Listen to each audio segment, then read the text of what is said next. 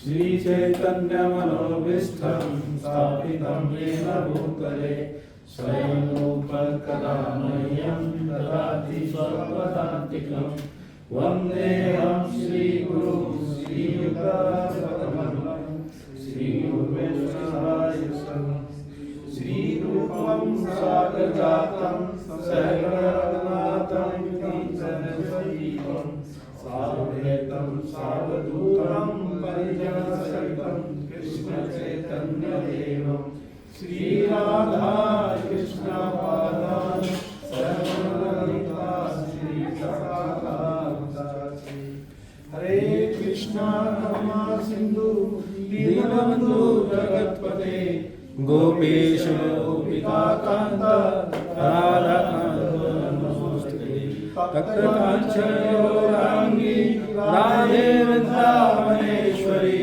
विचित्रभानुसुते देवी प्रणमामि हरिप्रिये वाञ्छाकल्पतरुभ्यश्च कृपा सिन्धुभ्येव च पतितानां पावनेभ्यो वैष्णवेभ्यो नमो नमः। जय श्री कृष्ण चैतन्य प्रभु नित्यानंद श्री अद्वैत गदाधर श्रीवासादि गौरभक्तवृंद। हरे कृष्णा कृष्णा कृष्णा हरे हरे हरे राम राम राम हरे हरे।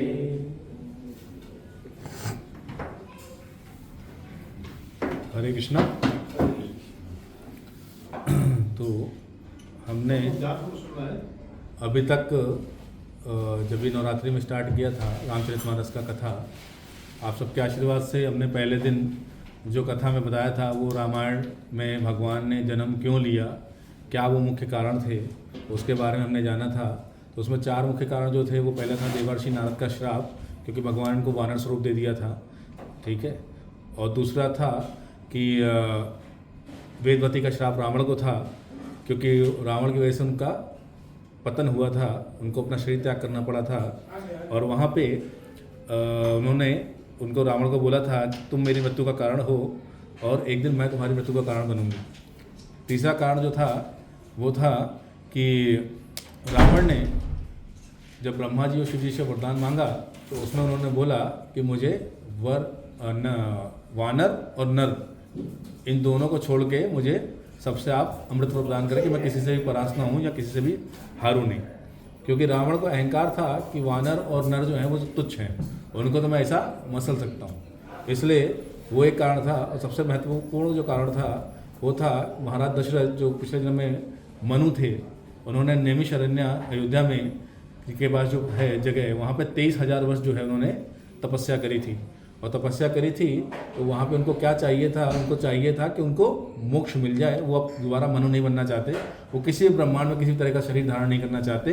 किंतु जब वहाँ पे भगवान का उन्होंने 2 भुज रूप देखा, चतुर्भुज रूप भगवान का है, लेकिन भगवान राम ने उनको अपना 2 भुज श्री राम स्वरूप दिखाया, जहाँ पे राजीव लोचन और एक क्या बोलते हैं ना श्यामल वर्ण शरीर है भगवान का, एक हाथ में धनुष है, दूसरे हाथ में पीछे उनके बाण हैं, एक हाथ से वो आशीर्वाद दे रहे हैं। और जो उनके राजीव लोचन हैं, कान कुंडल है, मणिमाणिक भगवान ने जो पहने हुए हैं, वो रूप का दर्शन करने के बाद क्या होता है, उनका भाव बदलता है और उनके मन में भाव आता है कि ये जो है मुझे ये प्रभु पुत्र रूप में चाहिए। तो जब भगवान उनसे पूछते हैं कि आपकी क्या अभिलाषा है, तो जहाँ उनको मोक्ष मानना था भगवान की माया से, वो क्या मांगते हैं, भगवान का बाल स्वरूप के दर्शन मांगते हैं। तो वहाँ पे भगवान वापस से उनकी पत्नी से पूछते हैं कि ठीक है, अब मेरे जैसा तो कोई नहीं है, या तो मुझे आना पड़ेगा। तो वो फिर से बोलते हैं कि नहीं प्रभु, हम दोनों की यही विनती है कि आप जो है मैं पुत्र रूप में प्राप्त हूँ। और उसके बाद वो भगवान वचन देते हैं उनको कि मैं त्रेता युग के अंत में जो है अयोध्या में जब तुम दशरथ का रूप लोगे, तब मैं तुम्हारे यहाँ अपने सारे जो बोलते हैं शक्ति हैं उनके साथ जो है अपने अंशों सहित प्रकट होऊंगा। तो इसीलिए भगवान जो है वो चाहते तो अकेले भी आकर के रावण संहार कर सकते थे, किंतु उन्होंने वचन दिया था, इसीलिए वो लक्ष्मण, भरत और शत्रुघ्न के साथ आए।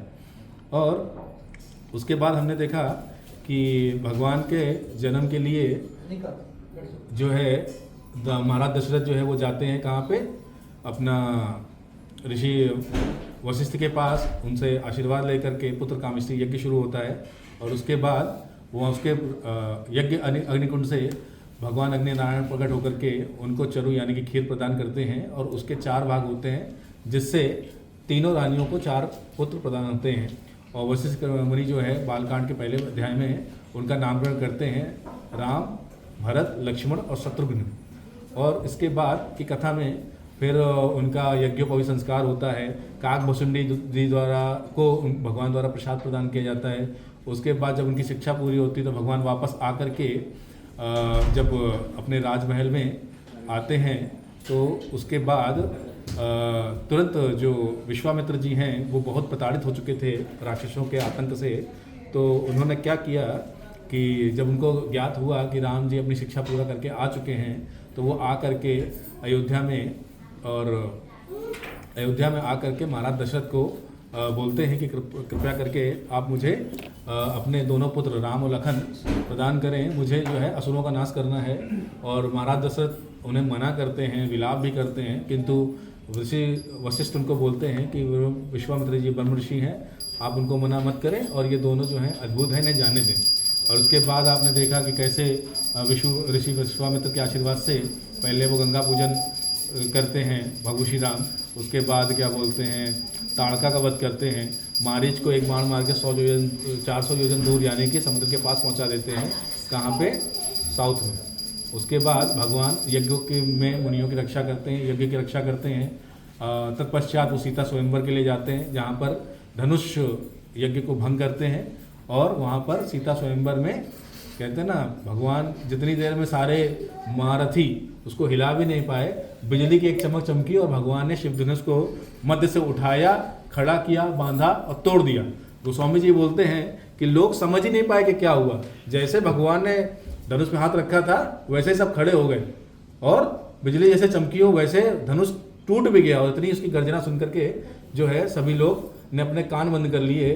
सूर्य नारायण के घोड़े जो हैं वो एक बार अपना मार्ग भूल गए, यहाँ तक कि पृथ्वी जो है एक बार डोल गई।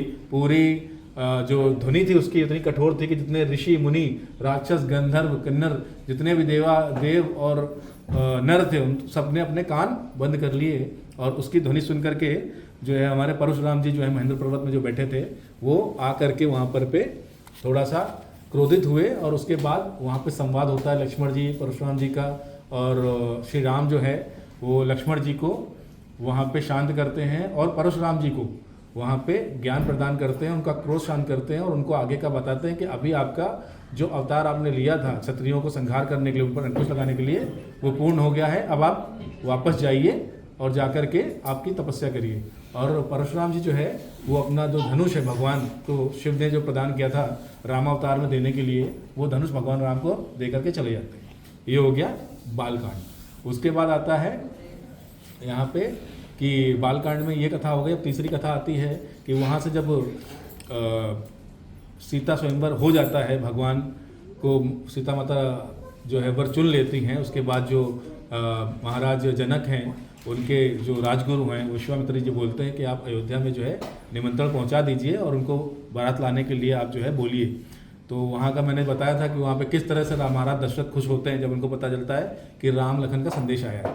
और उसके बाद वहाँ से वो क्या करते हैं कि बारात लेकर के, भव्य बारात लेकर के चारों कुमारों के साथ जो है और पूरी अयोध्या की प्रजा को लेकर के वो मिथिला नगरी के लिए चल देते हैं। और जब राजा जनक को पता चलता है तो वो बहुत ही भव्य स्वागत करते हैं। और उस समय मैंने बताया था कि दो टाइम जब भगवान जन्म ले रहे होते हैं चतुर्भुज रूप में, उस समय सारे देवी देवता और जितने भी असंख्य ब्रह्मांड के जो भी व्यक्ति जो जिनमें भी सामर्थ्य था दिव्य शक्तियों का, वो अयोध्या के गगन में आकर के, आकाश में आकर के भगवान के दर्शन करते हैं। उसी तरह इस बार भगवान के शुभ विवाह में सभी देवी देवता आते हैं और भगवान राम का और शिव का ही एकमात्र विवाह है जहाँ पर किसी भी देवता को आहुति जो है वो कलश या अग्नि में नहीं दी गई है, उन्होंने आकर के स्वीकार करी है। जब भी हम किसी देवता का किसी पूजा के लिए आह्वान करते हैं, गणेश जी का या किसी नवग्रह मंडल का, तो उन लोगों को हम चौकी पे या कलश में आहुति देते हैं। बट यहाँ पे क्या हुआ था, सारे देवता स्वयं प्रकट होकर के आहुति स्वीकार कर रहे थे और भगवान को आशीर्वाद दे रहे थे। और वहीं पर जब दशरथ जी उनको विवाह के उपरांत दोनों को साथ में राम सिया को बैठे सिंहासन में देखते हैं तो वो मन में उनको विचार आता है कि मैं अयोध्या वापस जाते ही इनका राज्याभिषेक कर दूंगा। और फिर वापस आकर के जब वो राजा राम जी को मंत्रिमंडल के सामर्थ्य से चुनते हैं तो उसके बाद सभी देवता जो हैं माता सरस्वती से आग्रह करते हैं कि कृपया करके कुछ भी करके इस राज्याभिषेक को आप रुकवा दीजिए, नहीं तो अगर भगवान राजा बन गए तो उनका जन्म जो हमारे उद्धार के लिए है और राक्षसों के संहार के लिए वो रह जाएगा। तो वहाँ पे क्या होता है कि माता सरस्वती जो आती हैं वो मंथरा को जब देखती हैं वो खुश नहीं है तो उसकी बुद्धि फेर देती हैं और उसके बाद कैकेयी को जा करके शब्द विशब्द बोल करके उनको कन्विंस कर लेती हैं कि आप क्या करिए, आप जा करके महाराज दशरथ से अपने 2 वचन मांग लीजिए। और उन 2 वचनों में महाराज दशरथ से वो मांगती हैं कि पहले वचन में भरत को ये राज्य दे दो और दूसरे में जो है राम को 14 वर्ष का वनवास दे दो। 14 वर्ष का वनवास इसलिए मांगती हैं क्योंकि रावण की आयु ही 14 वर्ष की बची हुई है। 16 भी मांग सकते थे, 11 भी मांग सकते थे, 21 का मांग सकते थे, लेकिन 14 वर्ष की आयु बची हुई है। और माता सरस्वती ने जितना इनपुट दिया था मंथरा को उतना ही आउटपुट आया।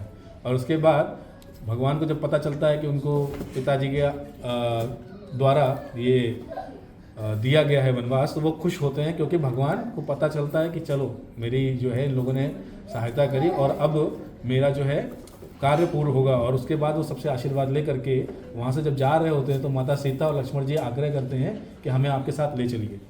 महाराज दशरथ जो है सुमंत्र जी को आदेश देते हैं कि इनको कैसे भी करके 4 दिन में ले आना, लेकिन भगवान उनको नहीं मानते हैं। और जब वो जा रहे होते हैं सारी अयोध्या की प्रजा उनके पीछे पीछे रोते विलाप करते हुए पीछे पीछे दौड़ते दौड़ते अयोध्या के सीमा तक पहुँचती है और जहाँ भगवान उनको वो सोने के लिए बोलते हैं और योग माया का प्राकट्य करके उनको बोलते हैं कि इन सबको एक गहरी निद्रा में सुला दो ताकि ये मेरे पीछे ना पाएँ।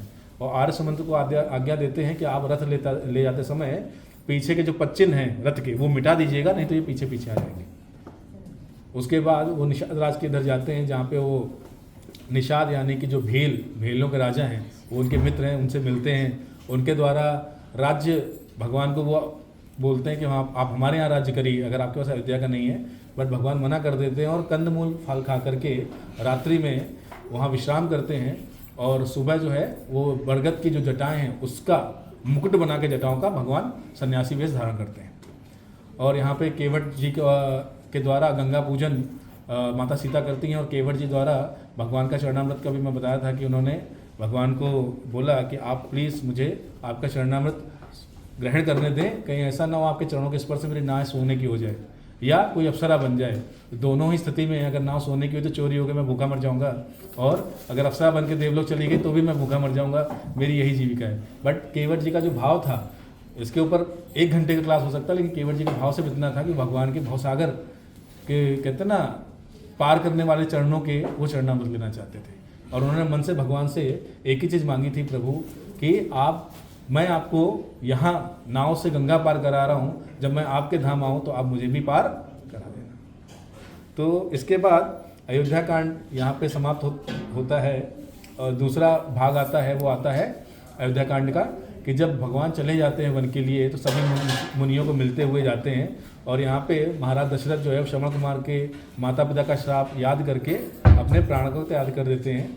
भरत जी शत्रुघ्न जी को बुलाया जाता है। भरत जी जिसको जब ये सब समाचार पता चलता है तो बहुत सारी भर्त्सना करते हैं माता कैकेयी की। शत्रुघ्न जी जो है मंथरा को दंड भी देना चाहते थे, पर भरत जी मना कर देते हैं कि जब प्रभु आएंगे तब। और उसके बाद महाराज दशरथ का अंत्येष्टि कर करके राजसभा बैठाई जाती है, जहाँ पे भरत महाराज सभी से आग्रह करते हैं कि हम लोग जाएंगे और भगवान को मना के लाएंगे। उसके बाद सभी चित्रकूट जाते हैं, जहाँ पर एक बहुत बड़ा कहते हैं ना भगवान का संवाद होता है भरत जी से, जहाँ भरत जी का भाव देखते हुए भगवान उनसे बोलते हैं, ठीक है मैं ये राज्य को स्वीकार करता हूँ, लेकिन मैं वचनबद्ध हूँ, मैं तुमको ये 14 साल के लिए जो राज्य है देता हूँ, तुम मेरी जगह शासन करके राज्य को संभालो और मैं आकर के ये राज्य यहाँ पे वापस राज करूँगा। और यहाँ पे भरत जी जो है भगवान की चरण पादुकाएं लेकर के वापस आते हैं और नंदीग्राम में कुटिया बना करके वो वनवासी वेश में कि मेरे प्रभु अगर वनवासी हैं तो मैं कैसे सो सकता हूँ, यहाँ पे भरत जी का भाव देखा। और उसके बाद वो क्या करते हैं, नंदीग्राम में भगवान का एक पर्टिकुलर राज सिंहासन बना के उस पर चरण पादुकाएं रख के उसकी पूजा करके उसके बाद सारा कारोबार जो है वहीं से चलाते हैं। उन्होंने कभी भी अयोध्या में प्रवेश नहीं किया उन 14 सालों में। उसके बाद यहाँ पे ये अपना जो अध्याय ख़त्म होता है अयोध्या कांड।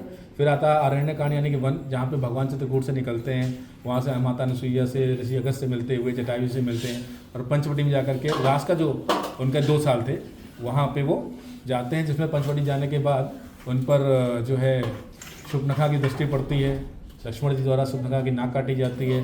वो रावण को लालायित करती है कि जाओ और जाकर के वो सुंदर स्त्री का हरण करो, क्योंकि रावण की एक कमजोरी थी, वो काम वासनाओं के वशीभूत था। महान विद्वान होने के बाद भी रावण आता है, इधर खरदूषण का भगवान वध करते हैं, रावण आता है, माता सीता का हरण करता है, और उसके बाद जटायु द्वारा उनका युद्ध किया जाता है, जिसमें जटायु जी जो है वो अपना प्राणों का त्याग कर देते हैं जब भगवान उनके पास आते हैं। भगवान जो है उस समय जब विलाप कर रहे थे तो शिव जी माता पार्वती को बोलते हैं कि समय आप याद करिए, जब पिछले जन्म में मैं आपको रामायण सुना रहा था, जब आप सती थी, तब आप भगवान का परीक्षा लेने के लिए गई थी सीता का रूप लेके, और भगवान ने आपको माता कह के संबोधित किया था। उसके बाद मैंने आपका परित्याग किया था, जिसके बाद आपको दक्ष के यज्ञ में जाकर के अपना शरीर जो है भस्म करना पड़ा था। अब यहाँ पे काकभूषुंडी जी कहते हैं कि 11 बार रामायण और 16 बार महाभारत उन्होंने एक उसमें देखी है काल में, काकभूषुंडी जी। और उसके बाद कथा आती है जहाँ से किष्किंधा कांड शुरू होता है, जहाँ पे उसके बीच में आप देखेंगे तो माता सबरी का भगवान उद्धार करते हैं। किष्किंधा में जाकर के सुग्रीव और बाली से सुग्रीव से मित्रता करते हैं, बाली का वध करते हैं, हनुमान जी से भेंट करते हैं। उसके बाद सुग्रीव को राज दिला करके वो हनुमान जी को और सबको भेजते हैं सीता जी खोज के लिए, जहाँ पे हनुमान जी जाते हैं। फिर सुंदरकांड शुरू होता है, कैसे वो लंका में जाकर के माता को अपना संदेश देते हैं, और उसके बाद वहाँ पे लंका दहन करके वापस आते हैं। फिर राम जी अपनी सारी सेना के साथ समुद्र तट के किनारे आते हैं, भगवान रामेश्वरम का प्राण प्रतिष्ठा करके स्थापना करते हैं, और सेतु बंधन का 5 दिन में पूरे करके लंका जाते हैं। और लंका जाकर के रावण के साथ एक बहुत विध्वंसक युद्ध होता है। कुछ लोग बोलते हैं जो रावण है वो हम मानते हैं कि विजयदशमी के दिन जो है उसका वध हुआ था, और बाकी जो कुछ लोग हैं उनका मानना ये है कि रावण का जो देहांत हुआ था वो दिवाली के 1 दिन पहले हुआ था।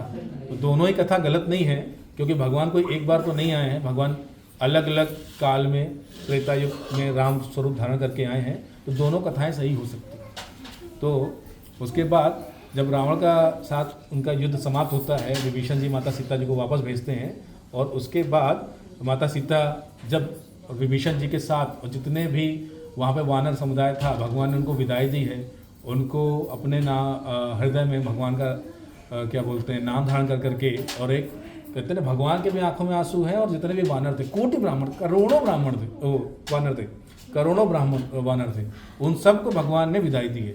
एक एक से मिले, एक एक से। हम तो मतलब कहते हैं ना, एक पार्टी में भी जाते हैं या कहीं जाते हैं सबसे नहीं मिलते, लेकिन भगवान इतने कृतज्ञ थे सबके कि इन्होंने इतनी सेवा करी थी भगवान की कि सबको उन्होंने हाथ जोड़ के भेजा है। भगवान के साथ जितने भी सेनापति थे, जिसमें से केसरी जी थे, हनुमान जी के पिताजी, अंगद थे, नल नील थे, सुग्रीव थे, सुग्रीव के साथ विभीषण जी जो लंका के राजा हैं, जो आज के डेट में पुष्पक विमान के मालिक हैं, राम सीता लक्ष्मण, उसके अलावा जामवन जी, और जो मेन वहाँ के सेनापति थे, वो लोग पुष्पक विमान के द्वारा भगवान जहाँ जहाँ से गए थे, चित्रकूट हो गया, पंचवटी हो गया, कश्मीरी आश्रम हो गया, किष्किंधा हो गया, फिर वापस से में प्रयागराज हो गया, भरतमुनि मुनि का आश्रम, यमुना जी के दर्शन करते हुए सब जगह वापस रुकते हुए सबको दर्शन देते हुए आए।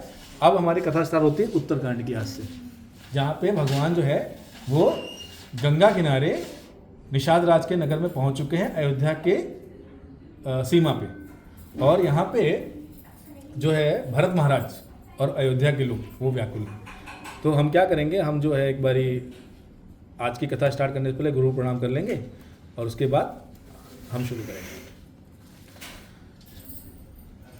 गुरुर्ब्रह्मा गुरुर्विष्णु गुरुर्देवो महेश्वरा, गुरु साक्षात् परब्रह्म तस्मै गुरुवे नमः।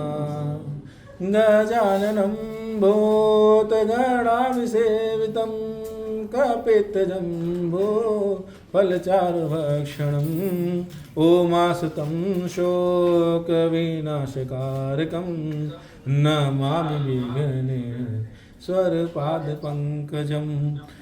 या देवी सर्वभूतेषु बुद्धिरूपेण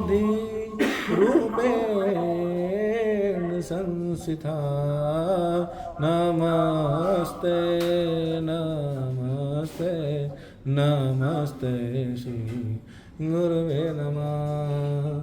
लोकाभिरामं रणरङ्गधीरं राजीवनेत्रं रघुवंशनाथं कारुण्यरूपं करुणाकरन्तं श्रीरामचन्द्रं शरणं प्रपद्ये।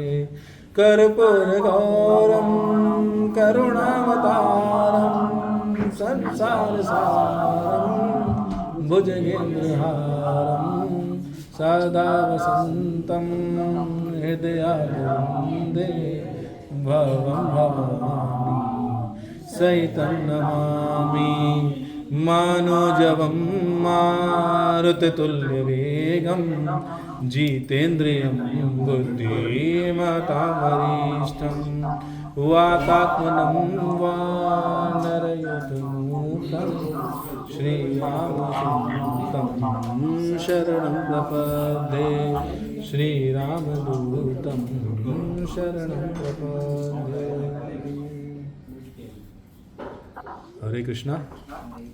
गोस्वामी तुलसीदास की, शिला प्रभुपाद की, शिला गुरुदेव की।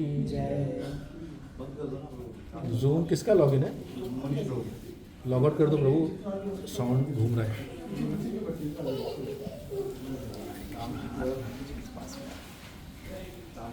हरे कृष्णा। बराबर आ रहा है आवाज? तो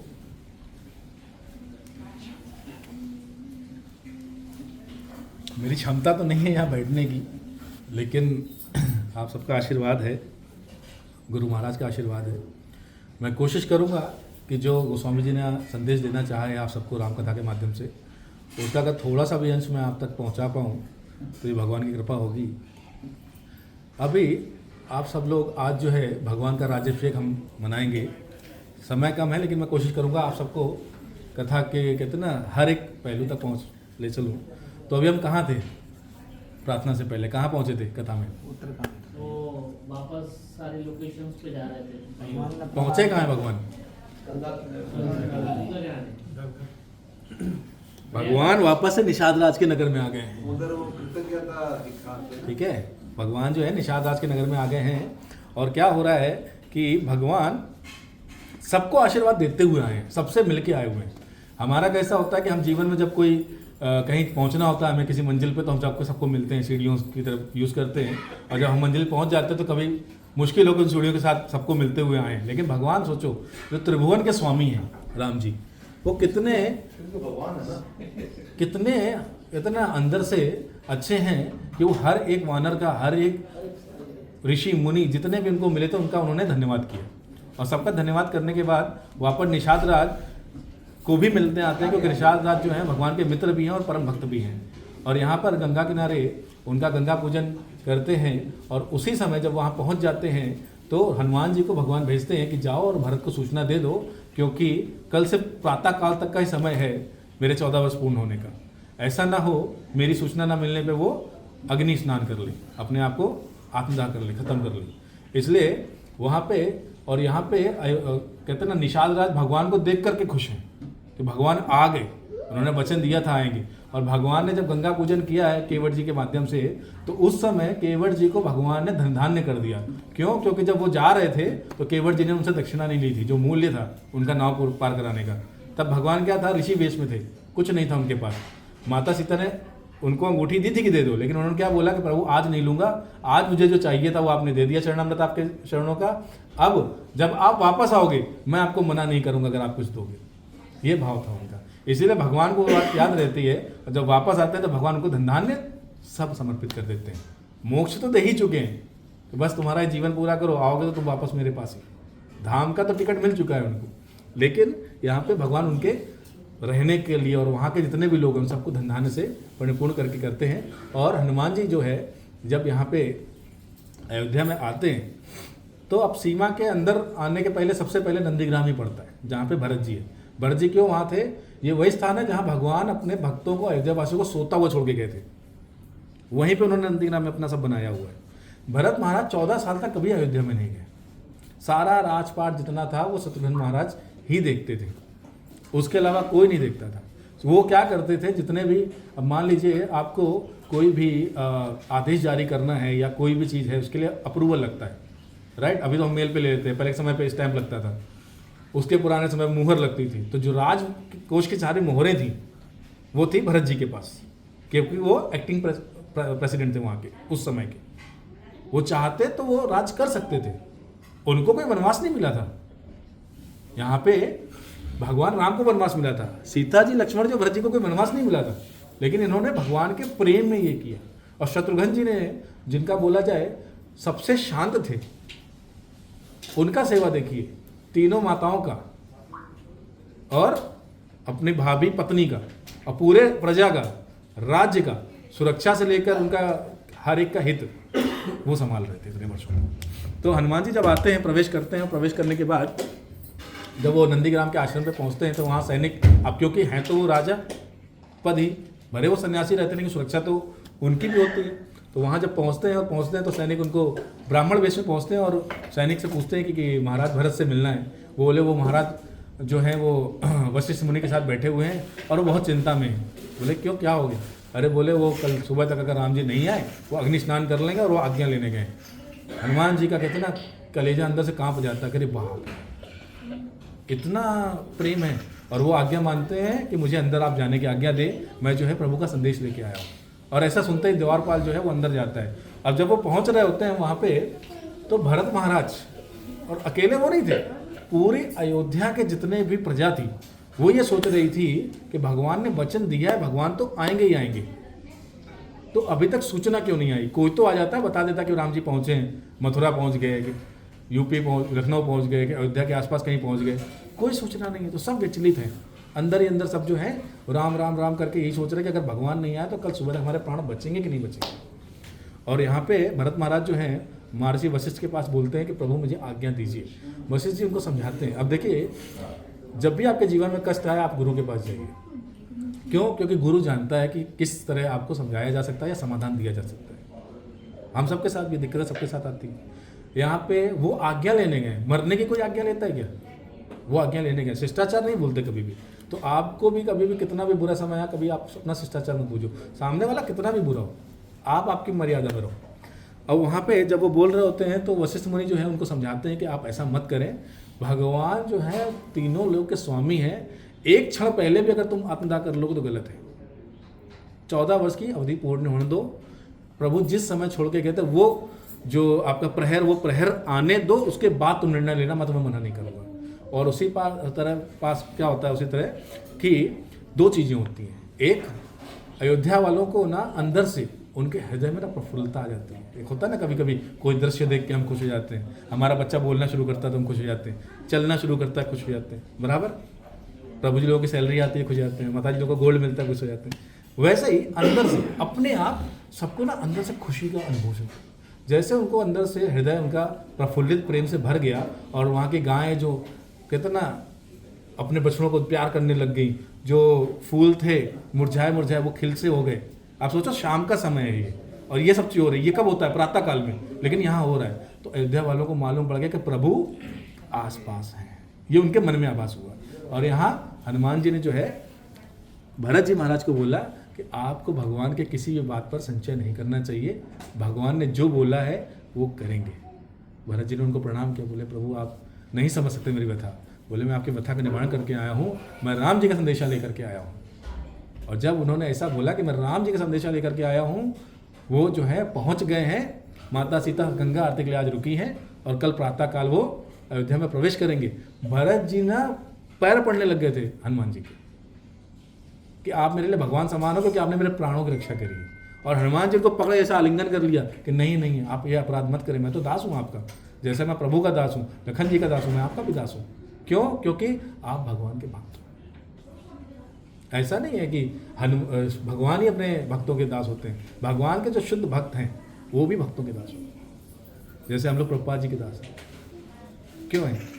शुद्ध भक्त, जिनको कुछ पता नहीं था धर्म का, उनको धर्म सिखा दिया।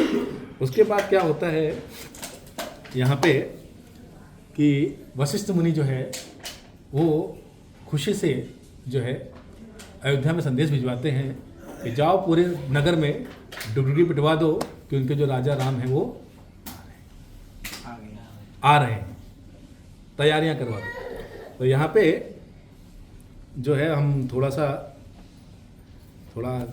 गीत वीत भी करेंगे, इतना सीरियस नहीं करना चाहिए, बराबर। तो क्या कहते हैं, आते हैं रघुनंदन सजवा दो द्वार द्वार, आते हैं रघुनंदन सजवा दो द्वार द्वार, स्वर्ण कलश रखवा दो बंधवा दो बंधनवार, स्वर्ण कलश रखवा दो बंधवा दो। आते हैं रघुनंदन सजवा दो द्वार द्वार, आते हैं रघुनंदन सजवा दो द्वार द्वार, स्वर्ण कलश रखवा दो बंधवा दो बंधनवार, स्वर्ण कलश रखवा दो बंधवा दो। और कैसे सजा रहे हैं अयोध्या वाले, आज लड़ियों से मणियों से फुलझड़ियों से सजा राम दरबार, शोभा अजब बनी। आज लड़ियों से मणियों से फुलझड़ियों से सजा राम दरबार, शोभा अजब बनी, शोभा अजब बनी, शोभा अजब बनी, शोभा अजब बनी, शोभा अजब बनी। आज लड़ियों से मणियों से फुलझड़ियों से सजा राम दरबार, शोभा अजब बनी। और कैसे सजा रहे हैं ना लोग वहाँ के, सजी नगरिया सजे है नर नारी, सजी है नगरिया सजे है नर नारी, खुशियाँ मनाए आज अवध के वासी, खुशियाँ मनाए आज अवध के वासी। तो अब जैसे ही डुगडुगी पिटती है अयोध्या में, सबको मन से पता है, कई बार होता है ना, हमको पता होता है हमारा क्या रिजल्ट आने वाला है, लेकिन हम फिर भी वेट करते हैं 10th के रिजल्ट का, 12th के रिजल्ट का, बराबर। तो उसी तरह यहाँ पे जब सबको पता चलता है कि भगवान आ रहे हैं, तो वहाँ के, अब आपको थोड़ा लेके चलते हैं अयोध्या की तरफ। क्या होता है कि आप मानो कि आपने पिछले 14 सालों में कोई त्यौहार नहीं मनाया, कोई खुशी नहीं मनाई, ठीक है, गायों ने भी जो है अपने बछड़ों पे ध्यान नहीं दिया, माताओं ने अपने बच्चों पे ध्यान नहीं दिया, सब जीवन जी रहे थे जैसे एक आईसीयू में पड़ा हुआ व्यक्ति वेंटिलेटर पे सांस लेता है। अयोध्या वाले का प्रेम देखो भगवान के प्रति कि वो लोग सिर्फ सांस ले रहे थे, वो लोग जीवित नहीं थे, उनके प्राण आज आए हैं। और क्या होता है, जितनी भी माताएं हैं वहाँ की, अयोध्या की नारियां हैं, वो क्या करती हैं, अपने घर के बाहर आपने देखा होगा गाँव में लेप देते हैं, गोबर से अच्छा लेप देते हैं। क्या कलश लोग किसके रखते हैं, मट्टी के रखते हैं। वशिष्ठ मुनि ने क्या बोला है, स्वर्ण कलश रखो। सबने अपने घर के बाहर स्वर्ण कलश रखे हुए हैं, किसके लिए, जब हमारे यहाँ कोई आता है अतिथि, आपने देखा होगा हमारे जब कोई वैष्णव घर पे आता है तो हम लोग कलश के साथ उनका स्वागत करते हैं, बराबर। तो यहाँ पे भी वही हो रहा है, स्वर्ण कलश रखे हैं लोगों ने। जिन्होंने श्रृंगार नहीं किया था माताओं ने इतने वर्षों से, वो लोग श्रृंगार कर रहे हैं। पुरुष आज जो है वो पूरे वस्त्र पहन रहे हैं, और क्या होता है, सब जो है यहाँ पे खुश हो रहे हैं कि उनके जो है भगवान राम वापस आ रहे हैं। खुशी देखो, हम दिवाली मनाते हैं, लोग बोलते हैं वो दीप जलाते हैं। उन्होंने, क्योंकि शाम को खबर मिली उनको कि भगवान आ रहे हैं, उनको लगा कि ऐसा ना हो रात में उनको दिखे ना, तो उन्होंने क्या किए, दीप के पूरा ऐसा चारों तरफ लगा दिए। और कैसा दिया लगाया, ऐसा नहीं एक वहाँ दिए की जैसे लड़ी होती है ना, वैसे जलते हुए दियों की लड़ी की, कहाँ से, अयोध्या की सीमा से लेकर के पूरी अयोध्या में, सरयू के जो किनारे थे दोनों साइड, वो भी सजा दिए गए कि भगवान ऐसा ना हो आए और उनको ऐसा ना लगे कि हम खुश नहीं हैं। ये अयोध्यावासियों का प्रेम है। अब क्या होता है, भगवान जब सुबह निषाद राज को भी लेते हैं और विमान से सारी अयोध्या की प्रजा सुबह सुबह ब्रह्म मुहूर्त में हम क्या करते हैं, भगवान के आरती करते हैं, बराबर ब्रह्म मुहूर्त से ही खड़ी हुई है। कहाँ पे? सब लोग खड़े हुए हैं नंदीग्राम में, कि भगवान आएंगे तो यहीं आएंगे जहाँ छोड़ के गए थे। और वहाँ पे क्या हो रहा है, भरत महाराज खड़े हुए हैं, वशिष्ठ मुनि खड़े हुए हैं, अयोध्या की पूरी प्रजा खड़ी हुई है, और सारे जितने ऋषि मुनि थे जो वो खड़े हुए हैं। उसके बाद वहाँ पे हनुमान जी खड़े हुए हैं संभालने के लिए, कि ऐसा ना हो कि प्रभु आए और सब चढ़ जाए। जैसे हमारा जगन्नाथ यात्रा में देखा है कि भगवान की रथ को पकड़ने के लिए सब एक दूसरे के ऊपर चढ़ जाते हैं, तो हनुमान जी वहाँ खड़े हुए हैं कि भाई संभालना है इन सबको, ऐसा ना हो कि ये सब प्रेम में चढ़ी जाए सर प्रभु के ऊपर। तो जब प्रभु जैसे ही उनका पुष्प विमान ऐसे अयोध्या के गगन पे आता दिखाई देता है, सारे लोग प्यार से क्या बोलते हैं, बोलो सियावर रामचंद्र की जय। सब जय जय श्री राम के गाने लगाने लग जाते हैं। इतना तेज जय घोष होता है कि यहाँ पर जो अयोध्या में है ना, दूर दूर तक सिर्फ श्री राम सुनाई पड़ रहा है, कुछ नहीं सुनाई पड़ रहा है। और ऐसा नहीं है कि मनुष्य खुश हैं, वहाँ के पशु पक्षी जितने तक कीट पतंगे सब खुश हैं, क्योंकि ये लोग सिर्फ जीवन जी रहे थे, जिंदा नहीं थे। और जब भगवान का पुष्प विमान, कहते हैं ना हमारा फ्लाइट लैंड होता है, भगवान का विमान जैसे आता है, तो वहाँ पे तीनों माताएं खड़ी हैं। उनसे पहले महर्षि वशिष्ठ खड़े हुए हैं। गुरु का स्थान माता से भी ऊपर होता है हमारे शास्त्रों में। तो भगवान जैसे उतरते हैं, उतरने के बाद सबसे पहले भगवान श्री राम पुष्प विमान से उतर करके अयोध्या की पार्टी को प्रणाम करते हैं और उनका धन्यवाद करते हैं कि तूने अपने आशीर्वाद से मुझे इतने साल, क्योंकि जब भगवान गए थे तो अयोध्या की माटी लेके गए थे तिलक लगाने के लिए, मेरा पोषण किया है माँ, अब मुझे वापस से मेरी मातृभूमि आप स्वीकार करो। उसके बाद सबसे पहले भगवान जाते हैं महर्षि वशिष्ठ के पास। आप वशिष्ठ जी का आप भाव देखिए, उनको पता है कि कौन है, भगवान है। और अब दुनिया भी जान गई कि राम जी भगवान है, क्योंकि रावण को मार दिया, कोई नहीं मार सकता था जिसको। और वशिष्ठ में उनको क्या बोलते हैं कि हे राम, जब भगवान को प्रणाम करते हैं, उनको उठाते हैं, आलिंगन करते हैं और बोलते हैं कि मेरा जीवन धन्य कर दिया तुमने राम। ब्रह्मा जी ने जिस कारण से मुझे इस इक्ष्वाकु वंश का, रघुवंश का अपना ये राजपुरोहित नियुक्त किया था, राजगुरु, आज मेरा वो जीवन तुमने धन्य कर दिया, तुमने इस कुल की कीर्ति को बढ़ा दिया। गुरु का काम होता है आपके कुल को, आपके कोश को, आपके परिवार को हमेशा ज्ञान को, धर्म को बढ़ाए रखना। वशिष्ठ जी ने ये बहुत अच्छे से किया और भगवान उनसे और उनकी जो गुरु माता उनका आशीर्वाद लेते हैं। उसके बाद जो है सबसे पहले वो किसको मिलते हैं, माता कैकेयी। अब सोचो, हम लोग जाते हैं, हमारे परिवार में चाची ताई दादी सब खड़े होते हैं, सबसे पहले उसको मिल लेते हैं, या तो हमारी खुद की माता को मिलते हैं, या तो जो पैसा हमको ज़्यादा दे रहा होता परिवार से उसके बाद जाते हैं, बराबर। और जाते टाइम पैसा ज़्यादा देते हैं। तो यहाँ पे अब माता कैकेयी का आप देखो, पूरे राज्य में तिरस्कार कर रखा है उनका। 14 साल से वो अपने भवन से नहीं निकले, किसी से कोई बातचीत नहीं की। भरत महाराज ने उनका त्याग किया हुआ है, कोई भी तरह का उनको कोई सम्मान नहीं दे रहा है। भगवान क्या करते हैं, उनको प्रणाम करते हैं, वो बोलती हैं मुझे क्षमा कर दो। बोलते हैं अरे माता, आपकी वजह से आज मैं राम जो है उसको पूरी दुनिया पहचान पाई, आपका आशीर्वाद है, आपने मुझे धन्य कर दिया कि मुझे जितने भी अस्त्र शस्त्र हैं, दिव्यास्त्र, वो मुझे वन में मिले, मुझे इतना ज्ञान मिला, आपकी प्रेरणा से मैं रावण को मार पाया, नहीं तो उसको कौन मार पाता, ये आपका आशीर्वाद है। और अयोध्या के लोग देख रहे हैं कि भगवान क्या बोल रहे हैं। सोचो, आपका सुबह कहते ना घर पे पापा बोले कि आज के प्रॉपर्टी का हमारा जो है बेटा कल जो है यही बनेगा, और माता जी शाम को आपकी ये कुछ आकर के बोल दे कि नहीं इसको राजा नहीं बनाओ, इसको घर से निकाल दो। आजकल तो पता नहीं क्या ही हो जाए, लेकिन उस समय राम जी का भाव देखो कि उन्होंने उस माँ का भी कहते ना उनके प्रति उनका समर्पण है। क्योंकि कुछ काल में, मतलब जब राम जी अब 11 बार तो तब आए हैं, हम ये एक ब्रह्मांड की बात कर रहे हैं, अनंत से के ब्रह्मांड है, भगवान हर जगह जाते रहते हैं। अभी हम यहाँ बैठे कहीं त्रेता युग चल रहा होगा, हम भी बंदरों के जैसा वहाँ पे होंगे भगवान की सेवा करने के लिए। तो यहाँ पे कहते हैं कि माता कैकेयी से राम जी ने स्वयं विनती करी थी। इसकी पुष्टि मैं नहीं करता क्योंकि रामचरितमानस में नहीं दिया हुआ है, लेकिन ये गलत भी नहीं होगा, कहीं ना कहीं ये चीज़ सच होगी, बराबर।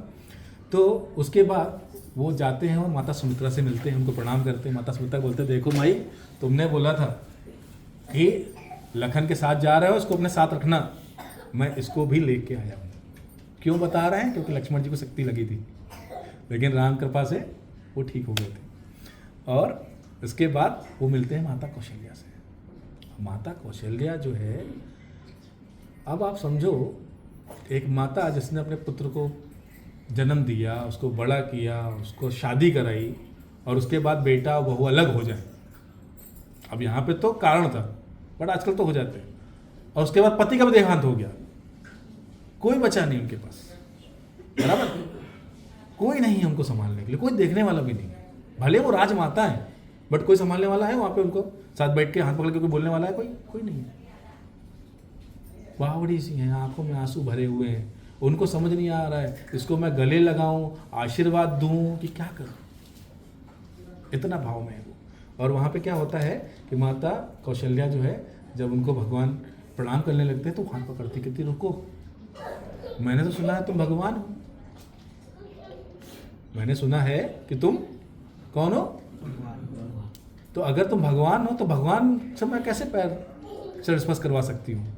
तो भगवान बोलते हैं कि माता, मैं तो साधारण ही जन्मा था, ये तो आपके द्वारा मेरे को जो दूध प्रदान हुआ उसकी शक्ति थी कि मैं उसको मार पाया, मैं भगवान थोड़ी ना हूँ। मैं भगवान होता तो ऐसा घूम रहा होता 14 साल। फिर माता जाकर के उनको बोलती कि नहीं, तुम्हारे पिता आए थे मेरे स्वप्न में, और वो बता के गए कि राम साधारण नहीं है, उसने रावण को मार दिया है, वो परम पुरुष हैं। राम जी बोलते हैं वो मुझे भी आए थे, लेकिन कोई बात नहीं।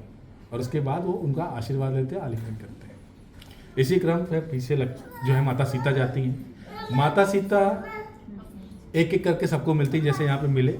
और माता सीता को तीनों रानियाँ जो हैं बड़े प्रेम से आशीर्वाद देती हैं, क्योंकि उन्होंने अपने पत्नी धर्म का पालन किया है। आप सोचो, आपके पास राज्य है, आप एक राजकुमारी थी, एक होने वाले राजा की पत्नी है, एक राजा की वरवधू है, मतलब पूरा राजकुल चल रहा है, बराबर। और उसको बाद आप वन के कांटों में सब कुछ छोड़ के चले जाओ, वो भी तब जब आपको दंड ना दिया गया हो, बहुत बड़ी बात। तो यहाँ पे उन तीनों माताओं से वो आशीर्वाद लेती हैं। उसके बाद लखन जी जो है एक एक करके सबसे मिलते हैं। और यहाँ पे क्या होता है कि भगवान जो है जब मिल लेते हैं अपने परिवार से, तो जा कर के एक भरत जी से मिलते हैं। और जब भरत जी से मिलते हैं भगवान, तो वो भरत मिलाप कहा जाता है। बहुत ही अत्यंत करुणा का समय था वो। एक दास यानी कि भक्त और एक भगवान। भगवान उनको बोलते हैं, जब भरत जी अपना उनका चरण पादुका उनको वापस देते हैं। सोचो, भगवान ने 14 साल तक पहना नहीं चरण पादुका। क्यों? क्योंकि मेरी पादुका तो वो लेके गया है। हमारा तो एक चप्पल खराब छूट गई कहीं तो हम दूसरे लेते हैं। भगवान का भाव देखो, भगवान ने अपनी चरण पादुका भरत महाराज को दी है तो पहनी भी नहीं 14 साल तक, वैसे ही रहे वो। और उनको भेजते हैं, प्रणाम करते हैं। राम जी उनको आलिंगन करके बोलते हैं कि भरत, वनवास तो मुझे हुआ था रे, तो उन्हें किस कारण से 14 साल वनवासी कैसे निकाल दिए? भरत जी कहते हैं, मैं तो आपका दास हूँ, अगर मेरा स्वामी वनवासी है तो मैं भी तो वनवासी ही रहूँगा ना। उसके बाद भगवान उनको बोलते हैं कि मैं तुम्हें आशीर्वाद देता हूँ कि जब तक ये काल रहेगा, यानी समय रहेगा, तब तक तुम्हारी स्वामी भक्ति का लोग गुणगान करते रहे। बोलिए भरत जी महाराज की जय। भरत जी का मतलब सोचो आप, जिसको कुछ लेना देना नहीं, जो राजा बनने वाला, वो राज ठुकरा दिया उन्होंने, माँ को ठुकरा दिया, पत्नी को छोड़ दिया। उसके बाद शत्रुघ्न जी से मिले, शत्रुघ्न जी तो रोने लग गए, क्योंकि छोटे भाई हैं, बड़े भाई को देख के रोने लग गए, सबसे छोटे। और क्यों रोने लग गए? क्योंकि भाई सब अपना अपना धर्म निभा रहे थे, मैं फिर भी राजमहल में रह रहा था, मैं तो छोड़ भी नहीं सकता था, क्योंकि राजधर्म निभाना था उनको। उसके बाद भगवान बोलते हैं, अरे तू क्यों रोता है, मैं आ गया ना। तू क्यों रोता है, मैं आ गया ना। शत्रुघ्न जी बोलते हैं, आ गए हो, अब जब तक मेरे अंतिम श्वास है मेरे सामने रहना प्रभु, यही विनती है। इतना अच्छा यहाँ पे मिलन हो रहा है। और उसके बाद भगवान भरत से पूछते हैं कि इतने सारे नर नारी आए हुए हैं, जितने हैं मैं छोड़ के गया था, यहाँ कोई बालक बालिका नहीं हुई है, ये लोग नाराज़ हैं क्या मुझसे? कोई अपने बच्चों को लेके नहीं आया है?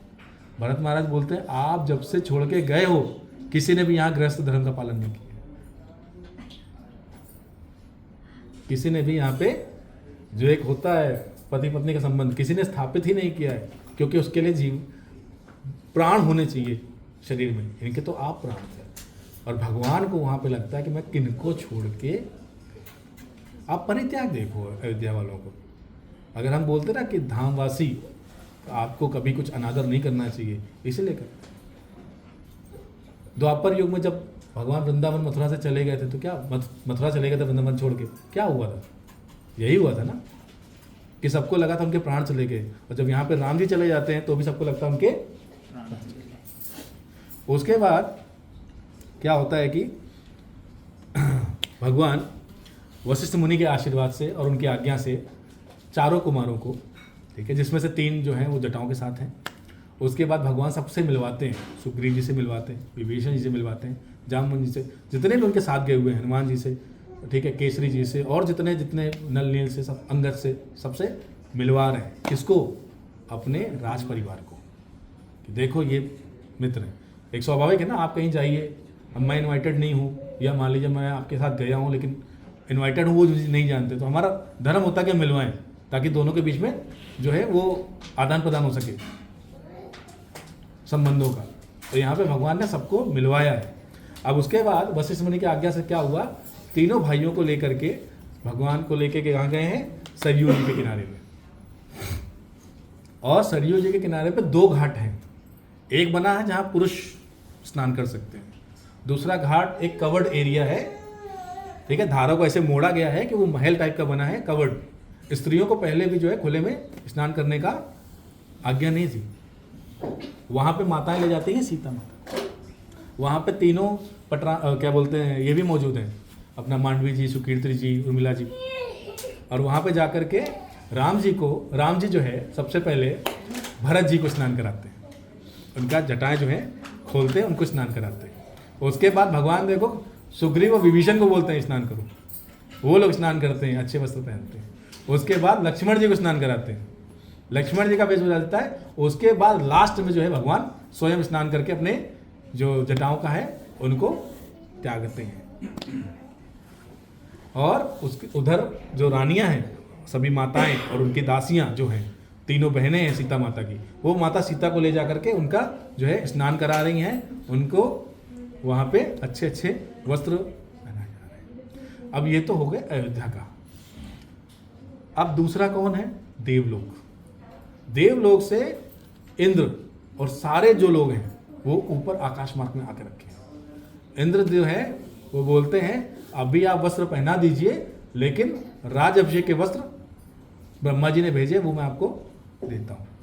क्या होता है जब कहीं शादी होती है, हम सगन देते हैं ना, कहीं पे कुछ कहीं जाते हैं, मुंडन में, कंछेदन में, किसी की बर्बादी शादी में, या कहीं पे भी, बराबर, तो वहाँ पे शगन देते हैं 100, 101, जितना खाया उससे कम भी देते कई बार। लेकिन यहाँ पे क्या करते हैं, वो बोलते हैं कि ब्रह्मा जी का आदेश है, भगवान के राज्य अभिषेक के लिए जो वस्त्र हैं उन्होंने ये वस्त्र। अब यहाँ पे क्या होता है, जो अपने वशिष्ठ मुनि हैं वो क्या करते हैं, आदेश देते हैं आर्य सुमंत्र को कि जो सभा है उसको बुलाइए, राज्यसभा को। क्यों? क्योंकि राजा ये बनने वाले हैं, लेकिन मंत्रणा भी तो करनी है ना सबसे बात करके। तो वहाँ पे राज्यसभा बैठती है, मंत्रणा की जाती है, और सब लोग जो है एक मत से भगवान को अपना राजा स्वीकार करते हैं, क्योंकि ये प्रोटोकॉल है, ठीक है। और उसके बाद जो है डिसाइड होता है कि अब जो है भगवान का राज्याभिषेक होगा। तो यहाँ पे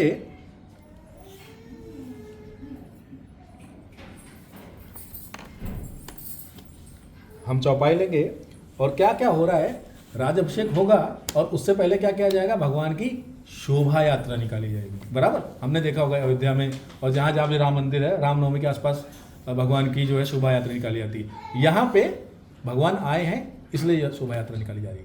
और शोभा यात्रा कैसे निकाली जा रही है कि जब भगवान को भरत जी और शत्रुघ्न जी अपने हाथों से तैयार करके उनको कहाँ बिठाते हैं? रथ पे बिठाते हैं। वस्त्र किसने दिए हैं? ब्रह्मा जी ने दिए हैं।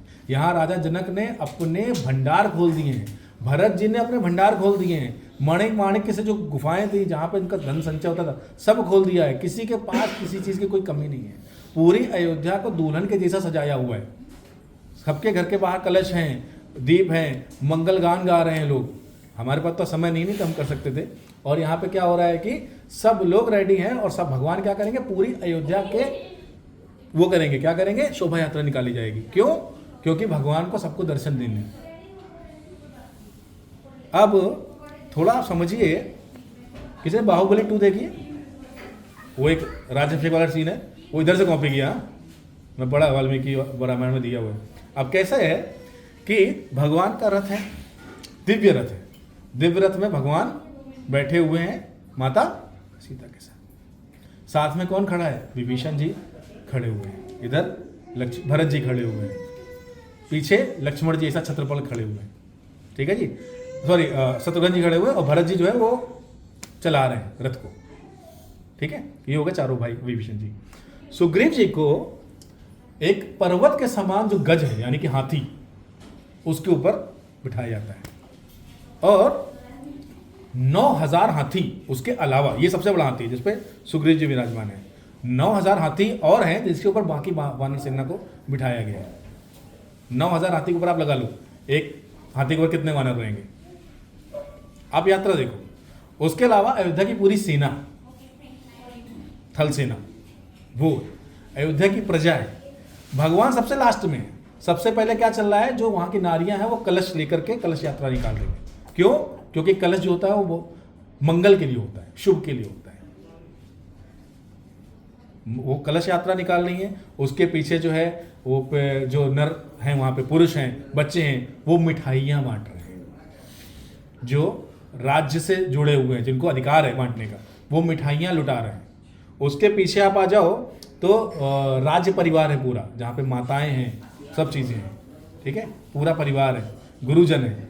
उसके पीछे राम जी का रथ है। अब सोचो इतना बड़ा शोभा यात्रा निकल रहा है। ये आज के अयोध्या के जैसा छोटा नहीं थे, तभी अयोध्या भी बहुत बड़ी थी। ठीक है, अब देखो इतना बड़ा ये जो है भगवान का शोभा यात्रा निकाल रहे हैं। तो यहाँ पे हम क्या करेंगे कि छोटा सा जो है चौपाई के माध्यम से समझेंगे कि वहाँ पे क्या चल रहा है।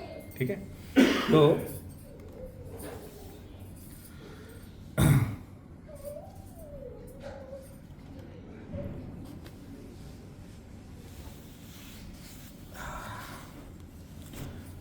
अवधपुरी अति रुचिर बनाई,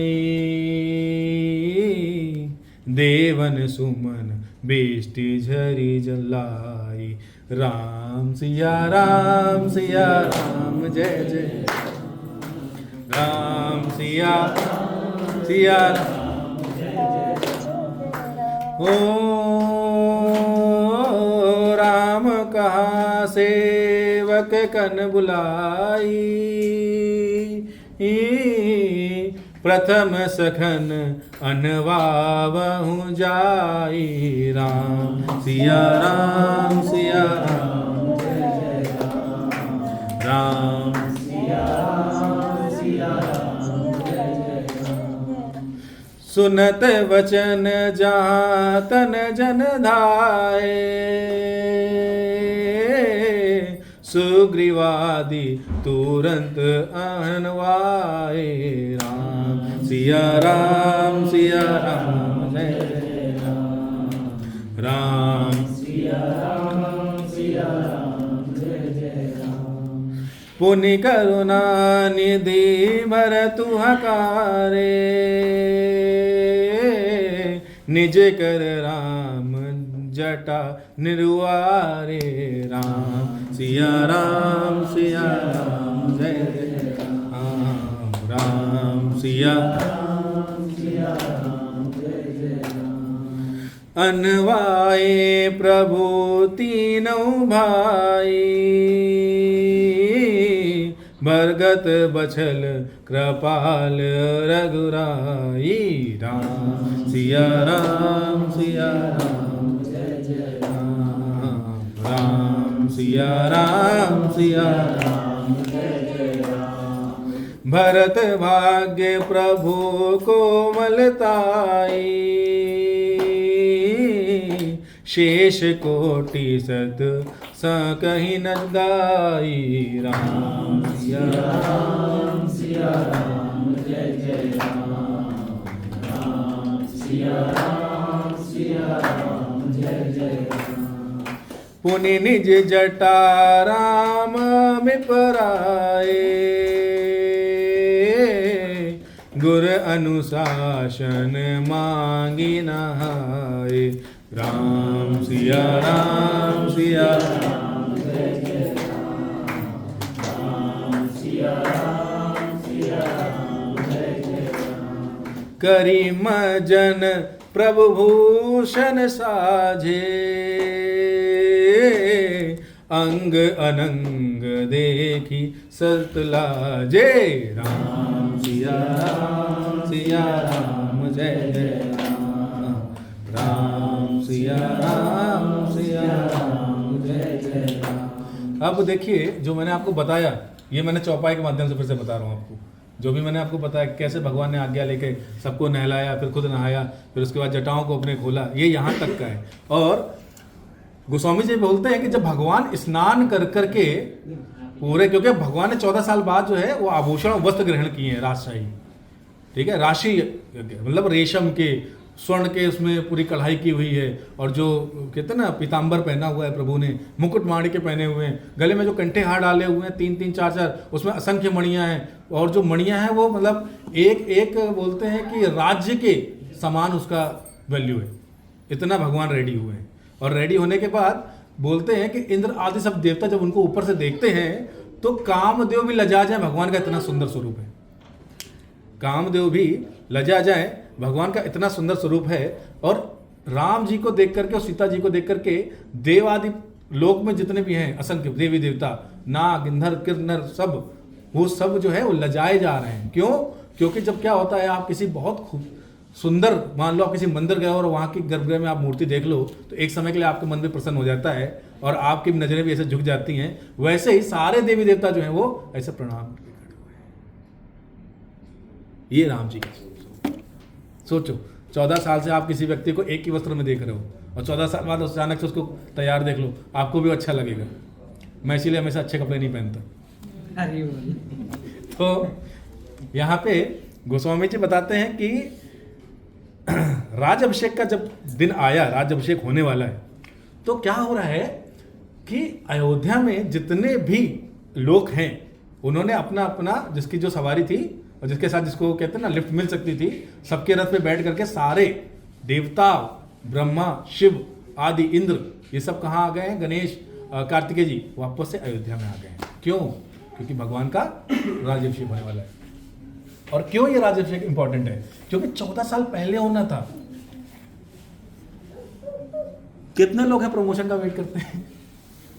मेरे को छोड़ दो, मेरा तो आगे नहीं है प्रमोशन का। अगर मान लो आप 2 साल वेट करो तो आपके अंदर भी जब आपको प्रमोशन मिलता खुशी होती है। तो आप सोचो, जिसके मुस्कुराहट पे आपका जीवन निर्भर होता हो, अगर उसका राज अभिषेक 14 साल बाद हो रहा है तो सोचे कितनी बड़ी बात है उनके लिए। तो ये अयोध्या वासियों का प्रेम है। और जो राजभवन है वो तो फुल है, अयोध्या का जो नीचे की जगह है जमीन वो फुल है, छतें जो हैं वो पूरी भरी हुई हैं और ऊपर से आकाश भी भरा हुआ है। क्यों? सारे देवता रखे। और यहाँ पे क्या होता है, अब जब भगवान का आप देखने जाओगे, क्या बोलते हैं कि उन्होंने अपना जब सारी तैयारियां हो गई, तैयारी होने के बाद क्या हो रहा है कि अब भगवान का अभिषेक करने जा रहे हैं। तो अभिषेक करने जा रहे हैं तो वहाँ पे क्या आएगा कि काकभूषुंडी जी गरुड़ जी को क्या बोलते हैं कि देखो, ये आप मन में सोचो कितना अद्भुत दृश्य है। और गरुड़ जी हैं, क्योंकि वो आए वहाँ पे अपना दोष मिटाने के लिए हैं, वो भी भाव विभोर होकर के उस चीज़ को सुन रहे हैं। और यहाँ पे शिव जी जब पार्वती जी को ये कथा सुना रहे हैं तो पार्वती जी ये बोल रहे हैं कि प्रभु जल्दी बताइए क्या हो रहा है। इतना प्रफुल्लित है अंदर से, कोई रुकना नहीं चाह रहा, सब देखना चाह रहे कि भगवान का जो राज्यभिषेक हुआ था उसका क्या वर्णन था, कैसा हुआ था, वो महिमा जानना चाह रहे हैं। तो हम फिर से चौपाई से ही लेंगे कि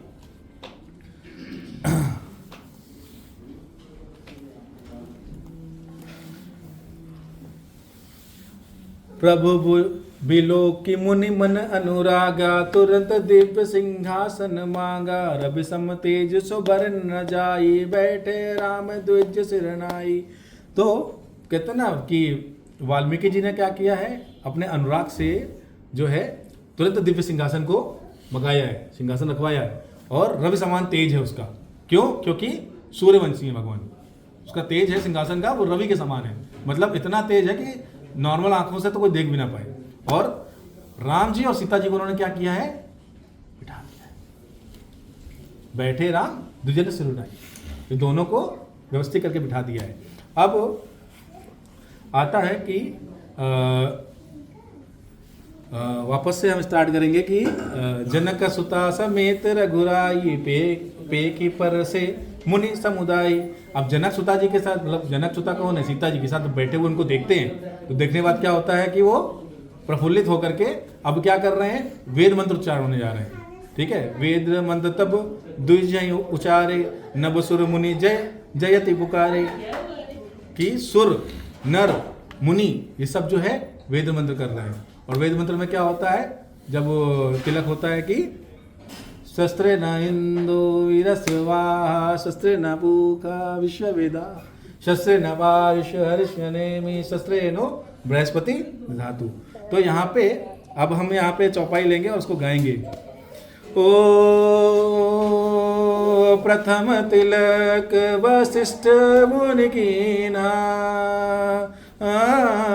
पुनि सब विप्र है आयुष देना, राम सिया राम जय जय राम, राम सिया राम राम।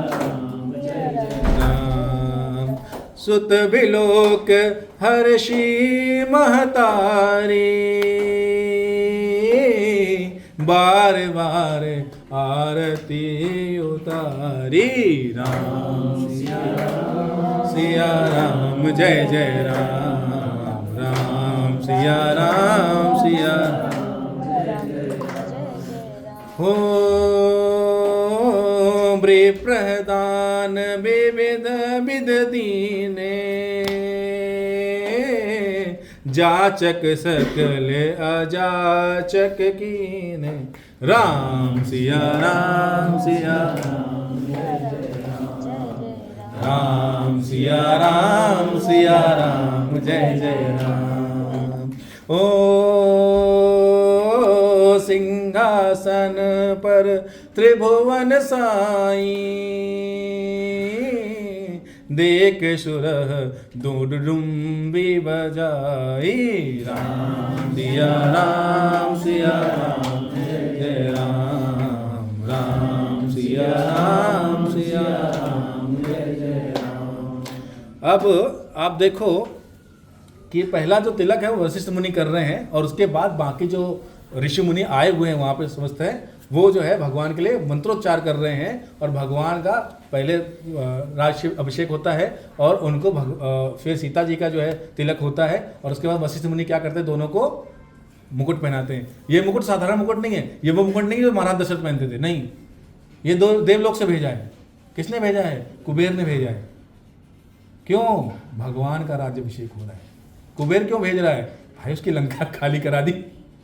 आप किसी से आपका कोई घर खाली कराएगा, आप उसको पैसे देते ना मूवर पैकर वालों को, तो यहाँ तो पूरा का पूरा सामग्री, उसका पुष्प विमान सब कुछ छीन रखा था। इसलिए कुबेर ने जब उसको उसका धन वापस मिल जाता है तो वो क्या करता है कि भगवान के लिए मुकुट भिजवाते हैं।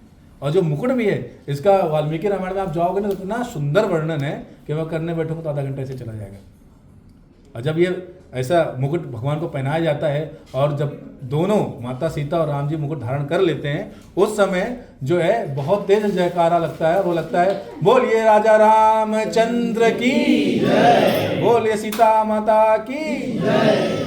अब सोचिए इतना अच्छा वहाँ पे राज्याभिषेक हुआ है, और राज्याभिषेक होने के बाद क्या होता है कि जितने भी वहाँ पे लोग आए हैं वो क्या करते हैं, गिफ्ट देते हैं, बराबर। तो वहाँ पे सब अपना अपना जिसने जो सुविधा था उसने वो दिया है। और राजा का कर्तव्य क्या बनता है कि उस समय दान का महत्व है। हमारे यहाँ कोई भी अच्छा काम होता है उस दिन बोलते हैं दान करो, बराबर। तो यहाँ पे वशिष्ठ मुनि जो है वो ब्राह्मणों को गाय दे रहे हैं राम जी के माध्यम से, और जिनको वस्त्र चाहिए उनको वस्त्र दिए जा रहे हैं, जिनको भूमि चाहिए उनको भूमि दी जा रही है, जिनको धन चाहिए उनको धन दिया जा रहा है। और जब भगवान का ये कितना वो क्या बोलते हैं ओथ सेरेमनी हो जाता है तो भगवान सबसे पहले पता है क्या बोलते हैं, एक ही चीज़ बोलते हैं कि इस शरीर 84 लाख योनियों में जो मानव शरीर है वो सबसे महत्वपूर्ण है, और इस मानव शरीर में आपका एक ही एक जो मात्र है वो क्या बनता है, उद्देश्य है ईश्वर को पाना। और आप सब ने क्योंकि जो भक्ति है वो अपने हृदय के अंदर से करी है, इसलिए मैं आशीर्वाद देता हूं कि आप सबको भगवत प्राप्ति। भगवान राम बोल रहे हैं, क्यों बोल रहे हैं, क्योंकि सबका भाव ऐसा था उनके प्रति। अब यहाँ पे आप आगे बढ़ेंगे तो जब भगवान का राज्याभिषेक हो गया तो वहाँ पे क्या हो रहा है कि सारे देवता जो हैं वो भगवान से विदाई लेकर के अपने अपने धाम को जा रहे हैं, और सभी देवता मिले हैं भगवान को, सभी मिले, कोई ऐसा रह नहीं गया था, जितने थे भगवान ने सबको दर्शन दिए हैं, क्योंकि 14 साल से उनका इंतजार कर रहे थे वो इस क्षण का। वेद जो है बोलते हैं, वेद मनुष्य ऋषि रूप धारण करके उन्होंने मंत्रोच्चारण किया था। ब्रह्मा जी स्वयं आए हुए थे, शिव जी स्वयं आए हुए हैं, और जब भगवान सिंहासन में विराजमान हुए हैं तो कैसे हुए हैं कि राम और सीता तो सिंहासन में बैठे हुए हैं। इधर देखो रामायण के कवर पेज को, आप रामचरितमानस को, पीछे एक भाई ने छत्र पकड़ रखा है, दो भाई चमर कर रहे हैं, हनुमान जी जो है वो प्रभु के चरणों के पास बैठे हुए हैं। अब उसी समय एक कथा आती है कि विभीषण जी जो है वो आते हैं एक बहुत ही दिव्य मणियों की जो माला है उसको लेकर के, बड़ी दिव्य माला है वो आते हैं और भगवान को जो है वो बोलते हैं मेरी और लंका की तरफ से मैं आपको ये भेंट देता हूँ। तो भगवान वहां पर जाते हैं, अच्छा अहंकार आ गया, एक समर्पण था, अभी तक समर्पण था उनका, लेकिन उनको क्या लगा कि ये सब तो मामूली चीजें दे रहे हैं, मैं जो दे रहा हूँ ये दिव्य है, भगवान बहुत प्रसन्न होंगे। और वो जाकर के उनको भेंट देते हैं और देखते हैं ये मेरी तरफ से आप ये ले लीजिए। भगवान क्या बोलते हैं कि अभी तो मैं तो कुछ नहीं कर सकता, इसने मेरी बहुत सहायता करी, मेरा भक्त है। वो किसको बोल देते हैं, क्या होता है जब बच्चा शैतानी करता है तो पापा क्या बोलते हैं, मम्मा को बोलते हैं समझा लो तुम्हारे बच्चे को। तो वो सीता जी को देते हैं कि देखो मैं तो इसका स्वीकार नहीं कर सकता क्योंकि इसमें भाव, मन से बोलते हैं, भाव नहीं है। बोले ये माला जो है वो मेरे को लगता है सीता जी पे शोभित देगी, क्योंकि ये मणिमाणिक्य जो है अगर सीता धारण करे तो मुझे खुशी होगी। और सीता जी बोलती हैं मैं तो और इतने विभूषित हो रखी हूँ कि मेरे पास तो कुछ है नहीं, तो मैं काम करती हूँ ये जो माला है वो मैं देना चाहती हूँ। राम जी बोले अरे तुम्हारा सब कुछ है, बोलो किसको देना है। लीला देखो भगवान की, बोलते हैं हनुमान को दे देती है। हनुमान जी कौन है, वानर स्वरूप है। वानर का माला से कोई लेना देना है सोना चांदी से, लेकिन भगवान का लीला देखो, अहंकार किसका खत्म करना है, विभीषण जी का, वो दे देती है। जैसे देते हैं विभीषण जी, अब वो जब ग्रहण करते हैं सीता माता के हाथ से कर रहे, लेकिन भाव नहीं था उसमें, वो भी क्या करते हैं देखते हैं तोड़ फेंक फेंक फेंक। विभीषण जी का जान चल रहा है। मान लो आप किसी के लिए गिफ्ट लेके जाओ दिवालियों में सोन पापड़ी डब्बा और वो आपका वापस कर दे सेम कवर पे, दुखता है ना, भले वो सस्ता होता है, और यहाँ तो महंगा है कि आपके लिए किसी के लिए सिल्क की साड़ी लेके गए 15,000 रुपए की और वो बोल दे कि साड़ी बराबर नहीं, दुखेगा ना, क्योंकि आप साउथ से लेके आए थे, बराबर। तो यहाँ पे विभीषण जी का, और वो क्या होते हैं उनसे रहा नहीं जाता, विभीषण जी से रहा ही नहीं जा रहा उनसे। तो वो क्या बोलते हैं कि अरे हनुमान जी आप ऐसे फेंक क्यों रहे हैं माला को, आपको पता है इसका एक एक जो माणिक्य है वो कितना महंगा है। और वो बोलते हैं पत्थर ही तो है। बोले पत्थर नहीं है माणिक्य है। बोले नहीं नहीं पत्थर ही है। बोले अरे मैं बोल रहा हूँ आप मेरे को विश्वास नहीं कर रहे हनुमान जी। बोले नहीं नहीं मेरे लिए पत्थर है, तुम्हारे लिए माणिक्य होगा। मैं तो प्रभु का नाम ढूंढ रहा हूँ, ना छवि दिख रही ना नाम दिख रहा है, मैं कैसे स्वीकार कर लूँ। मैं तो वही स्वीकार करता हूँ जिसमें भगवान का वास हो। वो बोले तो फिर आपने शरीर क्यों धारण कर रखा है। कथा आती है कि भगवान श्री राम का नाम लेकर हनुमान जी ने अपना सीना चीर दिया, और वहाँ पे क्या दिखाई पड़ा, सीताराम की छवि। बोले सियावर रामचंद्र की जय। ये भी कथा है। तो उत्तरकांड में अगर आप देखोगे तो गोस्वामी जी ने जो है वो राज्याभिषेक तक की कथा करी है। यहाँ पे लवकुश, ठीक है, परित्यागना, इसका कोई संबंध नहीं। और रामचरितमानस क्यों पढ़नी चाहिए, गोस्वामी जी ने लिखा है अंत में कि मैं आप पढ़ के सुनाया, क्या है ना, मेरी बात का भरोसा नहीं करो, बोले कि ये बोल रहे हैं इसलिए क्यों करें। तो क्या होता है कि रामचरितमानस में अगर आप जाओगे अंतिम के जो 4-5 पंक्तियां हैं उसमें वो बोलते हैं कि रामचरितमानस अगर किसी ने जीवन में एक बार भी पढ़ ली तो वो भगवत प्राप्ति उसका ऑलमोस्ट कंफर्म है। बस शर्त यह है कि दोबारा कोई पाप ना करे। ऐसा हो सकता है? कर्म तो हम करते हैं ना, सांस लेना भी कर्म है, जल ग्रहण करना भी कर्म है, बराबर। दूसरा बोलता है कि चलो अगर रामचरितमानस नहीं पढ़ पाया, नहीं याद कर पाया, वो तो बोलता है याद कर लो इसको, लेकिन याद नहीं कर सकते आप, बराबर। तो बोले जो पढ़ ले उसका भी कल्याण हो जाएगा। जो पढ़ भी नहीं सकता वो कम से कम 5 से 7 जो है चौपाइयाँ याद कर ले, सिर्फ 5 से 7। अगर आपने आपके जीवन में 5 से 7 चौपाइयाँ दिल से याद कर ली और अगर आप वो बोल सकते हो तो आपको भगवत प्राप्ति हो जाएगी। ये रामचरितमानस से तुलसीदास जी बोल रहे हैं, मेरा इससे कोई लेना देना नहीं। और क्यों बोल रहे हैं? राम नाम की महिमा आप समझिए कि ये 2 अक्षर का इतना सुंदर नाम है कि इसको लेने मात्र से आपके सुमेरु पर्वत के बराबर जितने पाप हैं वो नष्ट हो जाते हैं। लेकिन हमारे पाप जो हैं वो कोटि सुमेरु पर्वत के बराबर से भी ज़्यादा है। इस जन्म में हमने भक्ति में आने के बाद पता नहीं कितने पाप किए। भक्ति के पहले तो छोड़ दो, कोई नॉनवेज खाता होगा, कोई प्याज लहसुन खाता होगा, कोई कुछ करता होगा, कोई जुआ खेलता होगा, कोई टीम बनाता होगा, सबका अपना अपना है। लेकिन आप भक्ति के आने के बाद भी पाप होते हैं हमसे। ऐसा नहीं है कि हमारे अंदर से जलन खत्म हो जाती है, द्वेष खत्म हो जाता है, क्रोध खत्म हो जाता है, नहीं होता है।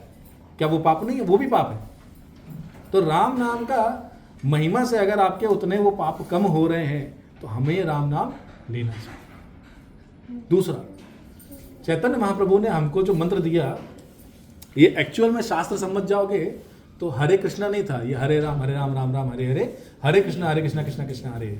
लेकिन सनातन पद्धति के हिसाब से आपको कोई भी मंत्र जो है उसको लेने का एक नियम होता है कि आपको स्नान होना चाहिए, आपका देह शुद्ध होना चाहिए, मस्तिष्क शुद्ध होना चाहिए, आपको ब्रह्म मुहूर्त में बैठ करके एक योगासन पे बैठ के भगवान के सामने उस मंत्र को लेना है। हम कर सकते हैं? तो चैतन्य महाप्रभु ने क्या किया, उसको हमारे लिए पलट दिया। कौन कर सकता है? कृष्ण के अलावा कुछ बदल सकता है कोई? भगवान कृष्ण ही है जो बदल सकते हैं। और इसलिए उन्होंने क्या किया, उस मंत्र को हरे कृष्णा कृष्णा कृष्णा हरे हरे, हरे राम राम हरे। ये मंत्र क्यों किया? ताकि हम किसी भी अवस्था में इस मंत्र का जाप कर सकें। नाम ही है जो आपको बचा सकता है, उसके अलावा कोई। तो यहाँ पे जब भगवान का राज्याभिषेक हो गया तो यहाँ पे क्या कर रहे हैं,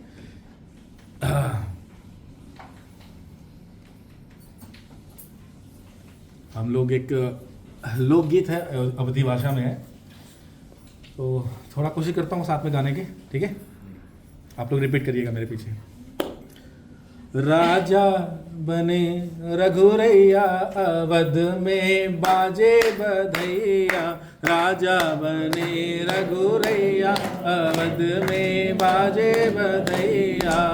बाजे बधैया, बाजे बधैया, बाजे बधैया, बाजे बधैया। राजा बने रघुरैया, अवध में बाजे बधैया।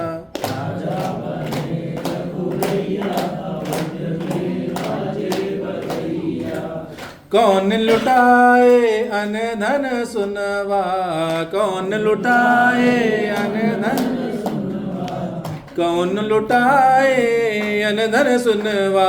कौन लुटावे रुपैया, अवधया बाजे बधैया। राजा बन रघुरैया, अवध में राज लुटावे अन धन सुनवा। राज लुटावे अन धन सुनवा, अन धन सुनवा। राज लुटावे अन धन सुनवा। राजा सीता चिलटा वे रुपैया अवध आज बाजे बधैया राजा बने रघुरैया अवध बाजे बधैया अवध में घर घर दीप जले हैं अवध में घर घर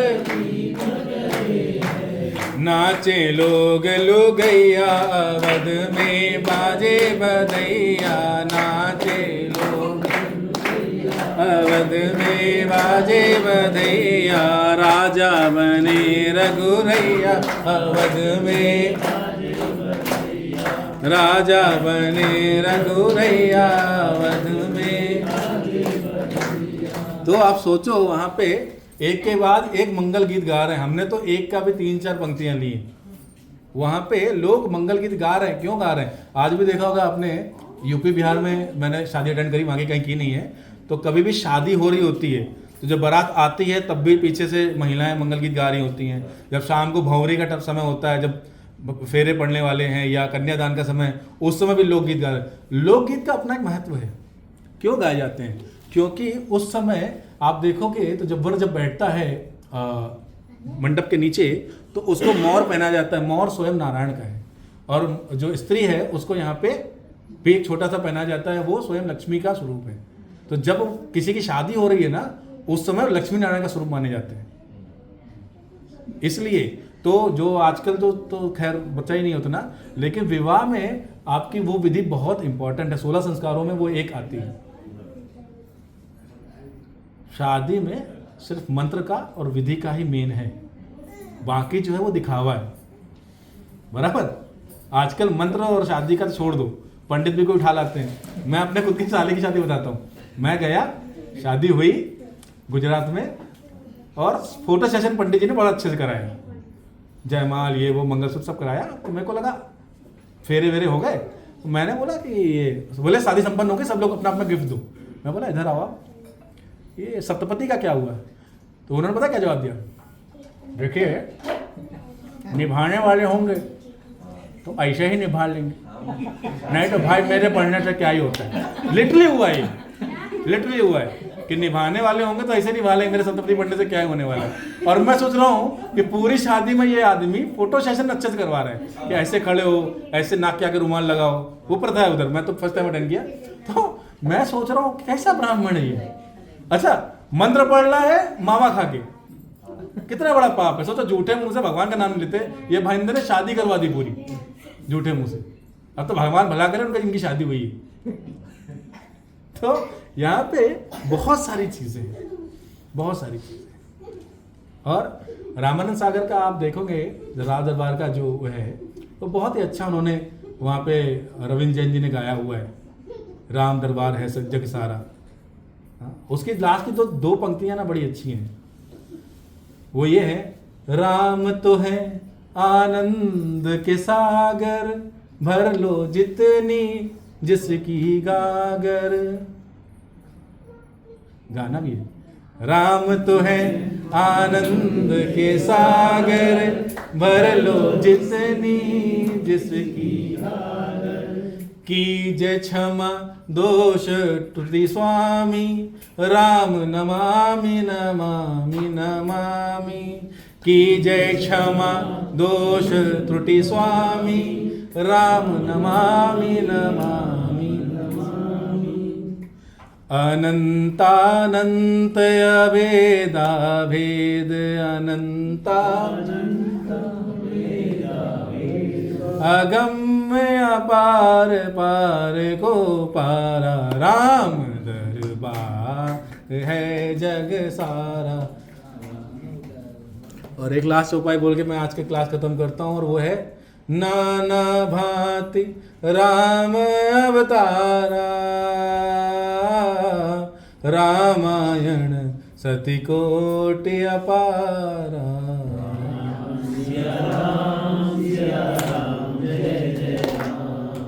राम सिया राम सिया राम जय जय राम। तो नाना भांति मतलब कि रामायण जो है वो भिन्न भिन्न कल्पों में, भिन्न भिन्न त्रेता युग हुए हैं, भिन्न भिन्न बार भगवान ने जन्म लिया है। सहस्त्र कोटि, मतलब गोस्वामी जी बोलते हैं नाना भांति, मतलब कि 100 करोड़ रामायण तो हैं अलग अलग कल्पों में जो लिखी हुई हैं।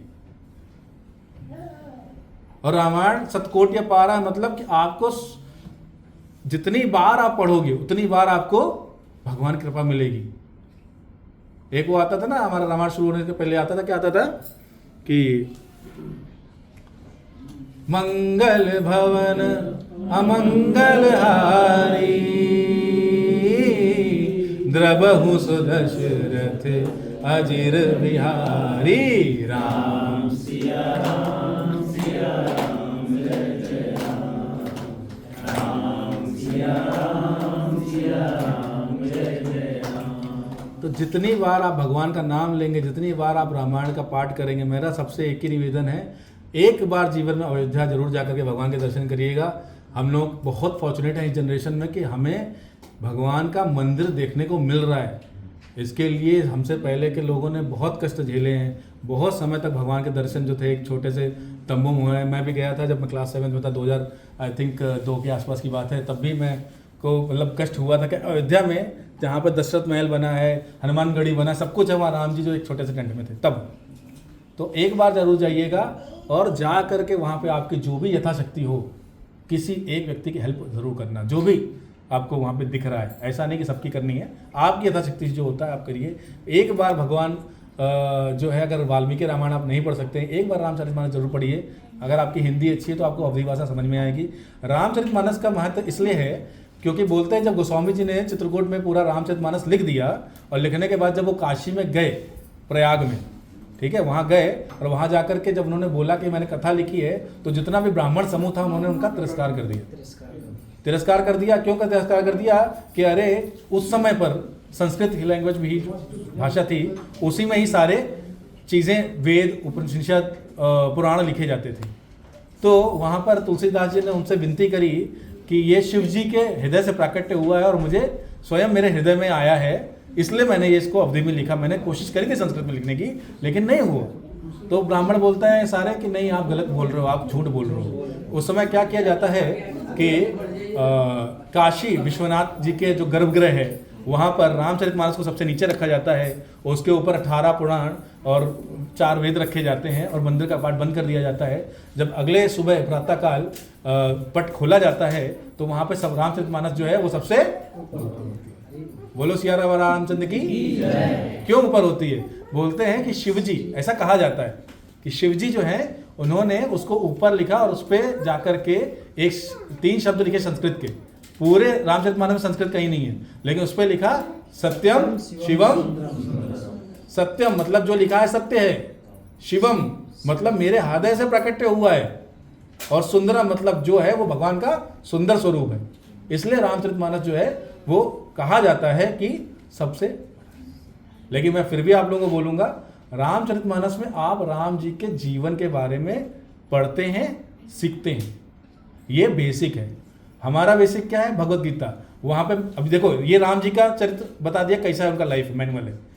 भगवत गीता हमारी लाइफ का मैनुअल है, बराबर। और भागवतम भगवान को पाने का साधन है। पढ़ना सब कुछ है, ऐसा नहीं रामचरितमानस पढ़ ली बाकी छोड़ दे, नहीं। आप पहले आपका मैनुअल पढ़ो, फिर भगवान की लाइफ का मैनुअल पढ़ो, और उसके बाद भगवान तक जाने का जो मार्ग है भागवतम, उसका पाठ करना ही चाहिए।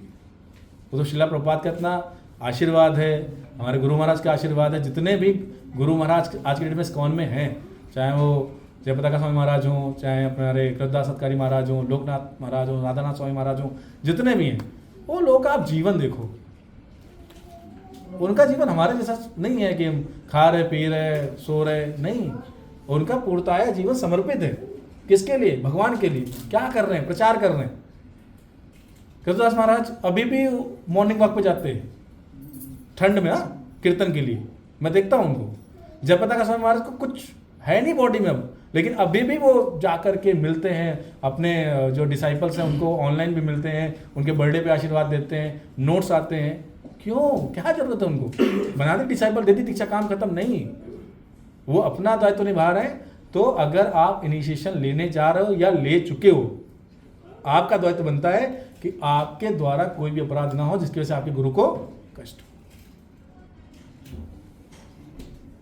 इसलिए भगवान का आशीर्वाद है कि हम यहाँ पे हैं, आप सबका आशीर्वाद है कि मैं कुछ बोल पाया, मेरी सामर्थ्य तो नहीं है बोलने की, फिर भी हमारे मुनीश प्रभु, विवेक प्रभु, ये लोग कहते हैं ना, हमारे मसूदन प्रभु, निताय नतेश्वर प्रभु, जो मेरे को मेन इसी घर से जब मैंने हमारे नीलांबर प्रभु का क्लास सुना था राम कथा का, तब मेरा मन किया था कि हाँ मैं सीख सकता हूँ। फिर भगवान की कृपा हुई, बहुत सारा मटेरियल यूट्यूब से चुराया हुआ है रामचरितमानस का, पढ़ने के अलावा भी जो मैंने दूसरे कथावाचक जो कि राजन जी महाराज हैं अपने देखा होगा आपने, कलकत्ता से हैं, बिहार से बिलोंग करते हैं, उनकी राम कथा बहुत अच्छी है। आपको जब समय मिले यूट्यूब में अवेलेबल है, आप उनका सुनिए, बहुत अच्छी कथा करते हैं। ठीक है, हमारे जो जितने भी आचार्य हैं कहीं ना कहीं आपको राम कथा मिल जाएगी। हमारे दुबई में जो प्रभु हैं वो भी राम कथा करते हैं। तो मेरा आप सबसे आग्रह है कि भगवान के लिए एक बार जब भी आपको समय मिले आप राम कथा जरूर सुनिए, और मुझे भी आशीर्वाद दीजिए कि मैं भी आगे चलकर भगवान का विचार कर सकूं। हरे कृष्णा कृष्णा कृष्णा हरे हरे, हरे राम राम राम हरे। तो अभी हम आज 2 आरती करेंगे, एक तो रामायण की आरती होगी और दामोदर आरती होगी।